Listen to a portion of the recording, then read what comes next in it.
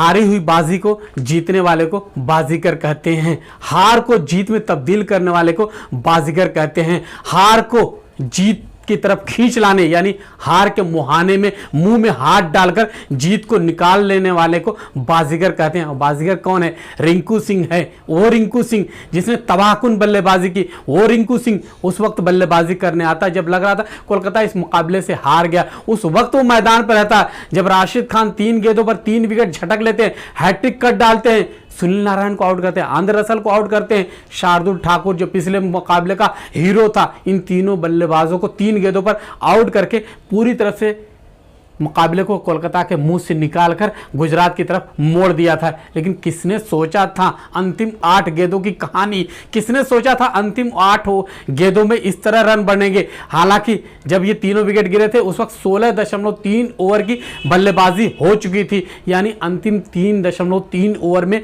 कितने रन बनाने थे? 50 रन बनाने थे उस टीम को कोलकाता के जिसके बड़े बल्लेबाज तमाम पैवेलियन लौट चुके थे। उमेश यादव क्रीज पर थे और रिंकू सिंह क्रीज पर थे। अंतिम 2 ओवर में 43 रन बनाने थे और अंतिम ओवर में 29 रन बनाने थे। लेकिन सारे लबोलबाब सारी कहानी शुरू कब होती है? मुकाबले के यानी जब 8 गेंदें शेष रहती हैं, यानी जब 8 गेंदें आनी बाकी रहती, वहां से कहानी शुरू होती है। जब रिंकू सिंह छक्का लगाते हैं, उसके बाद चौका लगाते हैं, ओवर समाप्त होता है, उमेश यादव बल्लेबाजी करने के लिए आते हैं, यश दयाल गेंदबाजी के लिए आते हैं।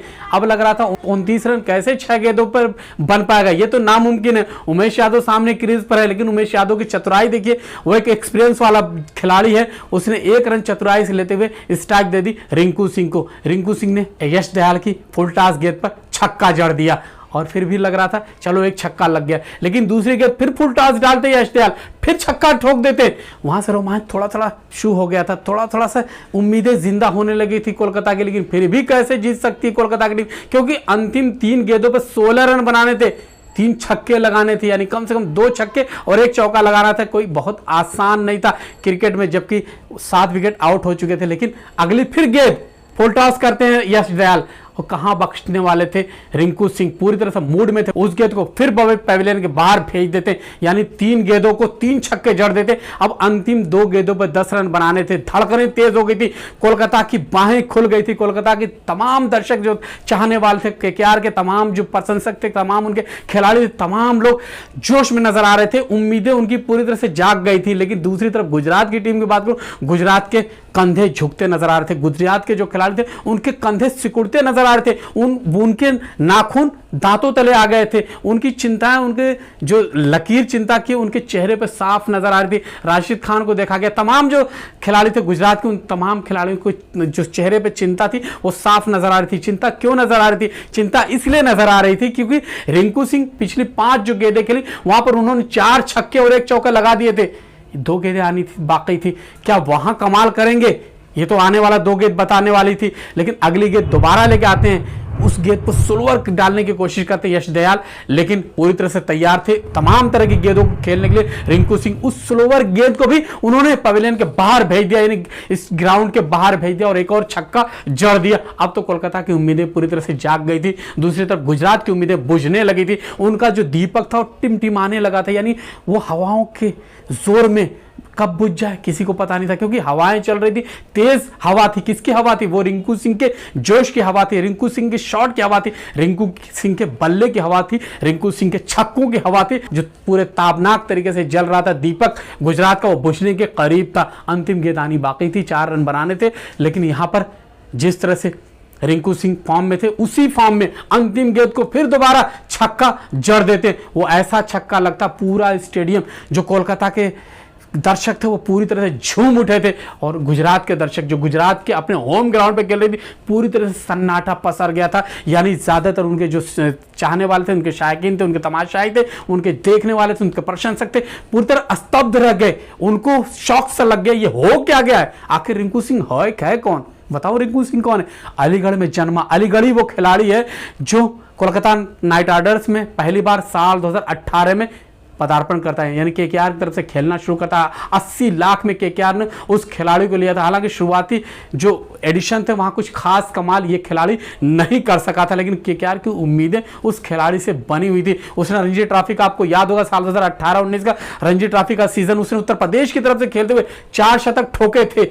रणजी ट्रॉफी में तीसरा सबसे ज्यादा रन बनाने वाला खिलाड़ी बना था, 900 से ज्यादा रन बनाए थे, 943 रन उसने ठोके थे, 4 शतक जड़े थे, 163 रन, 149 रन और 149 रन। 2 खेलों में 149 रन बनाए थे, एक में 163 और एक मैच में 150 रन उस खिलाड़ी ने जड़े थे। उस खिलाड़ी ने तमाम जिस तरह से नीचे से उठा खिलाड़ी, यानी रणजी में और घरेलू क्रिकेट में जो कमाल किया, जो एक्सपीरियंस था, उन तमाम एक्सपीरियंस का उन्होंने इस्तेमाल किया इस मुकाबले में। यहां पर शाहरुख खान को, उनकी टीम को जीतना बेहद जरूरी था, क्योंकि तमाम पंडित जो क्रिकेट के जानने वाले, समझने वाले तमाम लोग कहते हैं अगर आज का मुकाबला केकेआर जिस तरह जीता है, यानी सोया हुआ शेर जाग गया है। अब उसे सुलाना आसान नहीं होगा, उससे चुप कराना आसान नहीं होगा, उससे रोकना आसान नहीं होगा, क्योंकि उसकी टीम कॉम्बिनेशन देखिए, उनकी बैटिंग लाइन में गहराई देखिए, तमाम खिलाड़ी जो हॉट हिटर बैट्समैन है, जो किसी भी वक्त किसी भी मुकाबले का रुख पलट सकते हैं। हालांकि आंद्रे रसेल अभी चलते हुए नजर नहीं आ रहे हैं। यहाँ पर दूसरी तरफ बात करें, सुनील नारायण भी उस तरह से खेलते हुए नजर नहीं आ रहे हैं। नीतीश राणा जो उम्मीद उनसे है वो भी पूरी नहीं हो पा रही है। लेकिन अगर ये खिलाड़ी आगे चल के फॉर्म वापस लौट आता है इनका, तो क्या इससे कोई रोक पाएगी टीम? गुजरात जैसी टीम जो पिछले साल की चैंपियन, जिसने शानदार तरीके से आगाज किया था, लगातार 2 मुकाबले जीते थे। पहला मुकाबला चेन्नई से जीता था, दूसरे मुकाबले में दिल्ली के घर में दिल्ली को हराया था। उस टीम को गुजरात में जाकर कोलकाता ने हरा दिया और पूरी तरह से अपनी टीम को फ्रंट फुट पे ला दिया है। थोड़ा सा उनके आईपीएल कैरियर के बारे में बताना चाहता हूं। रिंकू सिंह के 20 मुकाबले उन्होंने खेले, 20 मैचों में 304 रन बनाए। इस मैच से पहले की बात बता रहा हूं मैं आपको, इस मैच को लेकर 21 मैच, इस मैच से पहले 20 मुकाबले खेले हैं, 304 रन बनाए। उनका हाईएस्ट स्कोर 48 रन से पहले 46 रन था, जो पिछले मुकाबले में कोलकाता में उन्होंने बनाया था। अब तो 48 रन उनका हो गया। 25 चौके इस मुकाबले से पहले उन्होंने जड़े हैं, जबकि उन्होंने 12 छक्के जड़े। इस मैच से पहले यहां पर उन्होंने 6 छक्के जड़े, यानी 18 छक्के उनके आईपीएल में हो चुके हैं। यहां पर उन्होंने 21 गेंदों पर 48 रन बनाए थे। 48 रन में 6 छक्के और 1 चौका शामिल है। थोड़ा सा और दिलचस्प आपको बता दूं बात, जब शुरुआत में बल्लेबाजी करने आते हैं 14 गेंदों पर मात्र 8 रन बनाते हैं। लग रहा था क्या वही रिंकू सिंह है जिसने केकेआर की तरफ से खेलते हुए पिछले मुकाबले में ईडन गार्डन में जबरदस्त बल्लेबाजी की, अंतिम में आके छक्के लगाए थे। जिस तरह वो धीमी बल्लेबाजी कर रहे थे, लेकिन आगे जैसे ही बढ़ते अंतिम जो 6 गेंदें खेलते वहां पर 40 रन ठोक देते हैं, यानी 21 गेंदों पर 48 रन उन्होंने बनाए थे। 14 बॉल पर 8 रन बनाने वाला खिलाड़ी 7 गेंदों पर 40 रन बनाता है। वहीं बात करें तो यहाँ पर गुजरात ने 204 रन बनाए थे, कोलकाता को बनाने थे 205 रन। उसने अंतिम गेंद पर उसने ये मुकाम हासिल कर लिया, यानी जीत हासिल कर लिया। अंतिम ओवर की कहानी आपके सामने अंत में लेके आना चाहता हूँ। एक बार फिर आपको उस कहानी की तरफ ले चलना चाहता हूँ जो आप रोमांचित आपको करती है। पहले गेंद लेके आते यश दयाल, वहां पर 1 रन बनाते उमेश यादव, स्ट्राइक पे होते। उसके बाद तो लगातार 1 2 3 4 5 6 तमाम गेंदों पर छक्के जड़ते, यानी छक्के पर छक्का लगाते हुए मुकाबले को अपने नाम कर लेते हैं। लास्ट 3 जो बात आपको बताना चाहता हूं, अंतिम जो 3 गेंदें थी वहां पर कितने रन बनाने थे केकेआर को? 16 रन बनाने थे, बना लिए। जो अंतिम 2 गेंदों पर 10 रन बनाए थे, बना लिए। रिंकू सिंह की इस बल्लेबाजी पर उन्हें मुबारकबाद देते और यकीनन उनकी टीम, इससे उनका मोटिवेशन बढ़ेगा। अब किसी भी मुकाबले को जीतने की पोजीशन में केकेआर आ गई है। यहीं पे गुजरात की बात करेंगे, राशिद खान की तारीफ करनी होगी। 3 गेंदों पर 3 विकेट हासिल जरूर करते हैं, लेकिन मैच जिता नहीं पाते हैं। दोस्तों, इसी तरह तमाम जानकारी लेकर आता रहूँगा। फिलहाल मुझे शाहिद आदमी को ये कहते हुए अनुमति दीजिए कि हमारी बातचीत, हमारी रिपोर्ट पसंद आई तो हमारे चैनल को लाइक और सब्सक्राइब जरूर कीजिए। बहुत बहुत शुक्रिया, धन्यवाद।